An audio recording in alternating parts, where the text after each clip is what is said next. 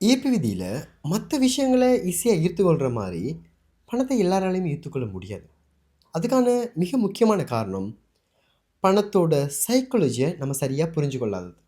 யாரெல்லாம் மனசுல தெளிவா செல்வத்த காண்றாங்களோ, அவங்க அத லைஃப்ல கொண்டு வர்றதுக்கு அவங்களால முடியும்.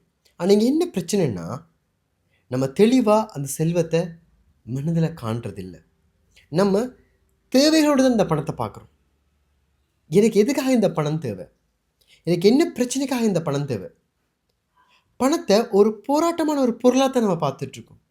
அது விளையாட்டோ, இல்ல ஆசையா நம்ம அந்த பணத்த பார்த்து அத மேனிஃபெஸ்ட் பண்றது கிடையாது.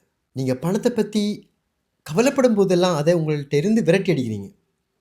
உங்கள்ட்ட இருக்கிற கொஞ்சம் பணத்த கூட நீங்க நன்றியுடையவங்களாவும், திருப்தியுடையவங்களாவும் இருந்தீங்களா இருந்தா, அந்த பணத்த இன்னும் அதிகமா ஈர்த்துக் கொள்றீங்க. இவ்வளோ தான் இந்த ஈர்ப்பு விதியோட அடிப்படை. பட் எங்களுக்கு இந்த லைஃப்ல, இந்த போராட்டகரமான லைஃப்ல, இந்த பண தேவையுள்ள லைஃப்ல எங்களால எங்களோட மனச அப்படி வச்சுக்கொள்ள முடியாது. அதான் எங்களோட முதல் பிரச்சனையா அங்க வந்து நிக்குது. இல்லன்னா என்ன பண்ணிடுறோம், அடுத்தவன் சொல்லிக் குடுத்த பணம்ன்னா அது எல்லாருக்கும் கிடைக்காது. அதெல்லாம் அவனுக்கு தான் அது அமைஞ்சு வரும். நமக்கெல்லாம் இந்த பணமெல்லாம் சும்மா வராது.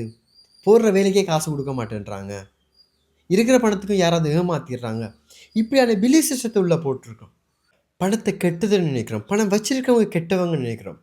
பணம் ஒரு சக்தி. அத சக்தி வடிவில பார்த்தீங்களா இருந்தா, அது உங்கள்ட்ட பெருகும்.